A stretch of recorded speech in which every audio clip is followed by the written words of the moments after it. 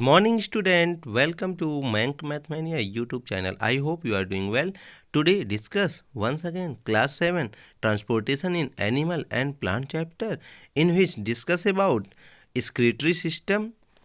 तो कल आपको एक एक चीज़ अच्छे से किडनी के बारे में बताई गई थी, ठीक है। नेफ्रॉन क्या होता है, नेफ्रॉन के अंदर के सारे पार्ट बताए थे, ठीक है।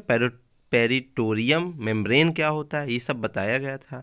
यूरेथ्रा क्या है वो भी जाने थे, ठीक है। तो इसके आगे थोड़ा और डीपली चलते हैं और सारी चीज़ डिस्कस करते हैं। But before starting this lecture, as on always, please like share and subscribe मैक Mathmania YouTube channel. Let's start discussion.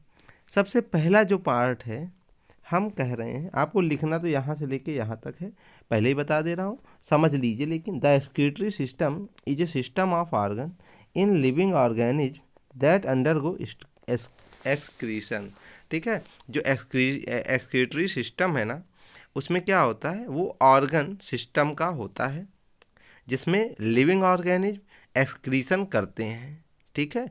तो एक्सक्रीटरी सिस्टम के ही थ्रू एक्सक्रीशन का प्रोसेस होता है। आखिर वो कौन कौन से पार्ट हैं उसकी बात कर लेते हैं। तो the excretory system consist of different organ. First one is kidney. There are two organ called kidney present in our body. These kidney contain blood capillaries that filter out the unwanted substances from the blood in the form of urine. तो अब समझिएगा, ये चीज़ आपको पूरा पहले बात तो लिख लेना है, ठीक है। मैं इसको पूरा समझाता हूँ। टू ऑर्गन होते हैं किडनी में, आप देखते हैं एक लेफ्ट साइड और एक राइट साइड, ठीक है। दीज किडनी कंटेन ब्लड कैपिलरली, आप देख रहे थे बहुत सारी ब्लड कैपिलरली थी जो आर्टरी और वेन के फॉर्म में थी, ठीक है। अब चूंकि ये यूरेटरी में जा रही थी इसलिए यूरेटर वेन और यूरेटरी एरेट्रा होगा, ठीक है। फिर these kidney contain blood capillaries, ये जो किडनी है ना वो कंटेन करेगी blood capillary that filter out the unwanted substance. याद कीजिए, नेफ्रॉन में क्या था, वेन और एरोट्रा ही तो था, ठीक है। आर्टरी और वेन ही तो था, समझ में आई बात। और उसी में ही क्या हो रहा था, छोटा सा कौन सा बोमेन कैप्सूल था, सब क्या कर रहा था, फिल्टर कर रहा था अनवांटेड सब्सटेंस को। याद आया, from the blood in the form of urine, blood से जितने भी मतलब अनवांटेड सब्सटेंसेस थे उसको कन्वर्ट कर दे रहा था यूरिन में, ठीक है। तो ये काम आपका काहे का है, किडनी का है, ठीक। ये आपको नोट कर लेना है। आगे आते हैं यूरिनरी ब्लैडर के बारे में हम जानते हैं, ठीक है। तो यूरिनरी ब्लैडर में क्या है इसको समझिए। The urine produced by the kidney is stored in the bladder is called urinary bladder. आपको पता है यूरेटर के थ्रू आपका यहाँ पर ये ब्लैडर था, ऐसे याद आया, फिर यूरेथ्रा यहाँ होता था। तो आप समझिएगा, ये जो ब्लैडर जहाँ पर यूरिन इकट्ठा हो रही, कलेक्ट हो रहा, वही क्या है, यूरिनरी ब्लैडर, ठीक है। थोड़ा सा और ऊपर आते हैं, यूरेटर्स की बात कर लेते हैं। तो यूरेटर में क्या है, there are two tube like structure. आप देखें तो एक ट्यूब ऐसे थी और एक ट्यूब ऐसे थी। कनेक्ट द किडनी यहाँ और यहाँ होती थी, एंड द यूरिनरी ब्लैडर और किडनी को कनेक्ट करने वाली जो पाइप है ना, वही क्या है, यूरेटर है, ठीक है।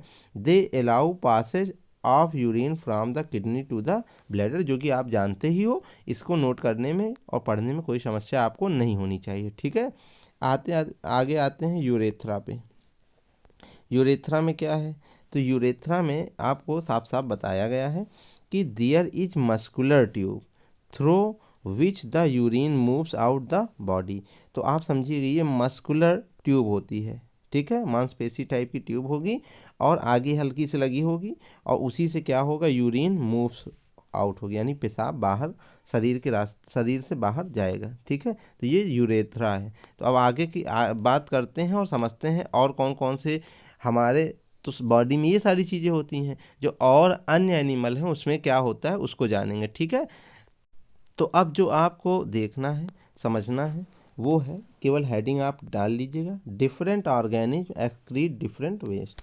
वो ये है कि डिफरेंट ऑर्गेनिज्म जो होते हैं वो डिफरेंट प्रकार के वेस्ट एक्सक्रीट करते हैं। सबसे पहले the major excretory product in humans is urea. Human being में यूरिया सबसे ज़्यादा बाहर होती है।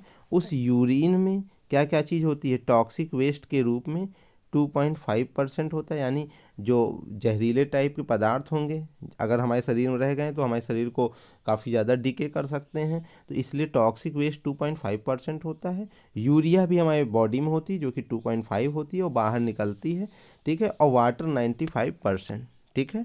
समझ में आई बात। अब समझिए एक चीज़, होता क्या है, हमारी बॉडी में अमोनिया होता है, अमोनिया को NH4 कहते हैं, ठीक है।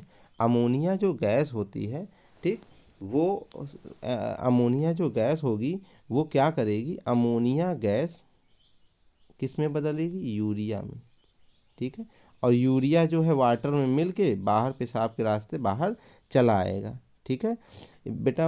अमोनिया का जो फार्मूला तो NH3 होता है अमोनिया गैस का, ठीक है। NH4 कर दिया, NH4 प्लस तो उसका आयन होता है, ठीक है। तो NH3 गैस जो है किस में कन्वर्ट होगी, यूरिया में, ठीक है।